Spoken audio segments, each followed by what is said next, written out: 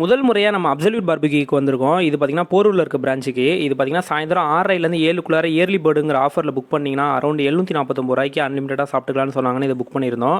6:30 மணிக்கெலாம் புக் பண்ணுறமே எப்படா சாப்பிட்றது சாயந்தரம் சாப்பாடுன்னு நினச்சிட்டே தான் நாங்கள் போனோம். பார்த்தீங்கன்னா 6:30 மணிக்கு நாங்கள் போகிறப்பே பார்த்தீங்கன்னா உள்ள வந்து ஒரு இடம் பாக்கி கிடையாது. சீட் எல்லாமே ஃபுல்லாக தான் இருந்தது. ஆம்பியன்ஸுமே பார்க்க லுக் வைஸ் சூப்பராக இருந்தது. ஸோ பார்த்தீங்கன்னா ஃபுல் அண்ட் ஃபுல் எல்லாருமே நார்த் இந்தியன்ஸாக தான் இருக்காங்க. யாருமே தமிழ் தெரியவே இல்லை. ஸோ சர்வீஸ் பண்ணுறவங்க எல்லார்ட்டையுமே வந்து திக்கி திணறி ஹிந்தியில் பேசுகிறதுக்குள்ளார போதாத காலமாக ஆயிடுது.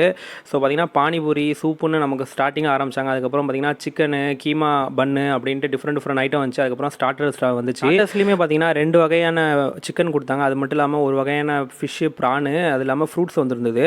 ஸோ அது மட்டும் இல்லாமல் அடிஷ்னலாக பார்த்தீங்கன்னா வந்து லைவ் ஃபுட்ஸ் எல்லாமே வச்சுருந்தாங்க. அதில் பார்த்தீங்கன்னா டக்கு, இதுலேயுமே பார்த்தீங்கன்னா கிரில் சிக்கனு, பாபிக்யூ சிக்கனு, அது இல்லாமல் டிஃப்ரெண்ட் ஐட்டங்கள் நிறையா வச்சுருந்தாங்க.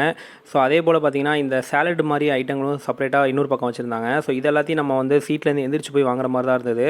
அது மட்டும் இல்லாமல் இன்னொரு பக்கத்தில் பார்த்தீங்கன்னா வந்து இந்த நான் ஆல்கஹாலிக் பீர்லாம் வச்சுருந்தாங்க. அது மட்டும் இல்லாமல் குறிப்பாக இந்த மட்டன் ஐட்டத்தில் மட்டன் ரோகன் ஜோஷ்னு ஒன்று வச்சுருந்தாங்க. அது ஒரு குருமா மாதிரி இருந்தது. அதுதான் எதுக்கு வச்சாங்கன்னே தெரில. சுத்தமாக எங்களுக்கு அந்த இது பிடிக்கவே இல்லை டேஸ்ட்டு.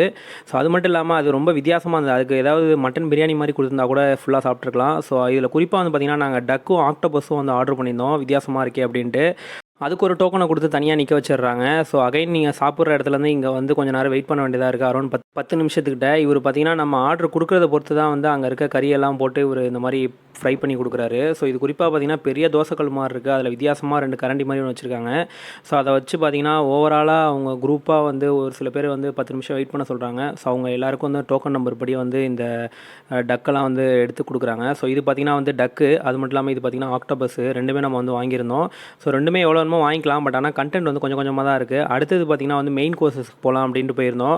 ஸோ இதில் பார்த்திங்கன்னா மட்டன் பிரியாணிலாம் இருக்கும், இல்லை ஃபிஷ் பிரியாணிலாம் இருக்கும் அப்படிங்கிற மாதிரிலாம் ஃப்ரெண்ட்ஸ் சொல்லியிருந்தாங்க. பட் ஆனால் மெனுவில் பார்த்திங்கன்னா எந்த ஒரு மட்டன் ஐட்டமே மென்ஷன் பண்ணல. அதே போல் இங்கேயுமே பார்த்திங்கன்னா எந்த ஒரு மட்டன் ஐட்டமே இல்லை.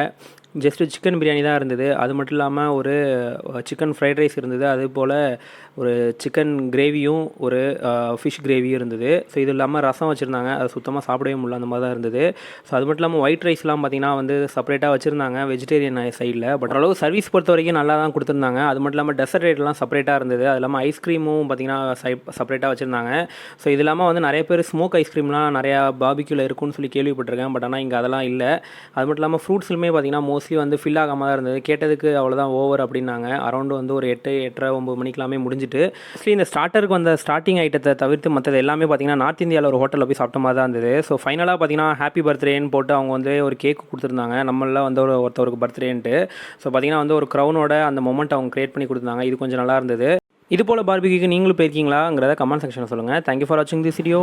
பாய்.